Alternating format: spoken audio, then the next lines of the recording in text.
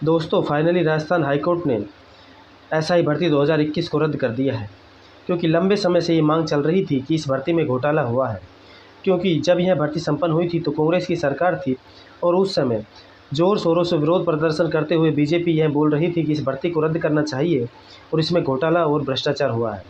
लेकिन उस टाइम की कांग्रेस सरकार मना कर रही थी, लेकिन जैसे ही सत्ता का परिवर्तन हुआ और बीजेपी की सरकार बनती है तो बीजेपी की सरकार भी अपने कदम वापस खींच लेती है और साफ साफ इनकार कर देती है कि हम भर्ती को रद्द करने के पक्ष में नहीं है। लेकिन फिर हाईकोर्ट संज्ञान लेते हुए इस पर जांच करता है और कई पैमानों पर जांच करने के बाद राजस्थान हाईकोर्ट इस निर्णायक मुकाम पर पहुंचता है कि वास्तव में इस भर्ती में घोटाला हुआ है, भ्रष्टाचार हुआ है। और क्योंकि अधिकार उन्हीं को मिलना चाहिए जो अधिकार के काबिल हों, जो मेहनत कर रहे थे, प्रयास कर रहे थे, उनको उनका अधिकार नहीं मिला, क्योंकि अर्थ और अप्रोच के प्रभाव से अन्य लोगों को इसका अधिकार दे दिया गया।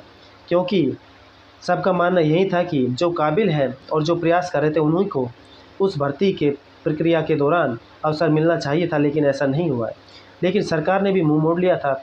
लेकिन सैल्यूट है, राजस्थान हाई कोर्ट ने फिर एक मिसाल यह पेश की है कि न्याय मिलने में विलम्ब जरूर हो सकता है, लेकिन ऐसा नहीं कि न्याय मिलेगा ही नहीं। और इससे ये साबित भी होता है कि राजस्थान हाई कोर्ट का ये बहुत बड़ा फैसला है। लेकिन इसके बावजूद एक बात यह भी खड़ी होती है कि इसके पीछे सबसे बड़ी वजह कौन था, कि ये आंदोलन भी हुआ और प्रदर्शन भी हो रहे थे जगह जगह, और ये इस मुकाम तक फैसला पहुंच गया। तो इसके लिए सरकार तो पहले ही अपने कदम पीछे खींच चुकी थी, लेकिन हाई कोर्ट भी निरंतर प्रयास कर रहा था जांच करने के लिए। और इसमें सबसे बड़ा योगदान एक भारत के राजस्थान के शेर का भी है, जिसका नाम है हनुमान बेनीवाल। क्योंकि हनुमान बेनीवाल जी लगातार प्रदर्शन कर रहे थे और लगातार ये बोल रहे थे कि इस भर्ती में भ्रष्टाचार हुआ है और इसको निश्चित रूप से रद्द करना चाहिए। और उन्होंने ये भी हुंकार भरी थी कि अगर राजस्थान एसआई भर्ती 2021 रद्द नहीं होती है तो मैं आंदोलन करना छोड़ दूंगा।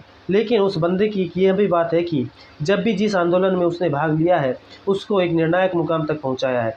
वास्तव में इस प्रकार के लड़ाके देश में कभी कभी पैदा होते हैं, लेकिन हनुमान बेनीवाल इसकी एक जीती जागती मिसाल है।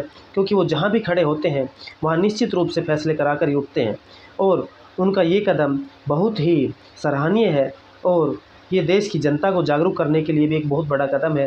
सैल्यूट है हनुमान बेनीवाल को, जिन्होंने लगातार प्रदर्शन करके इस निर्णायक मुकाम तक इस फैसले को पहुंचाने में अहम योगदान निभाया।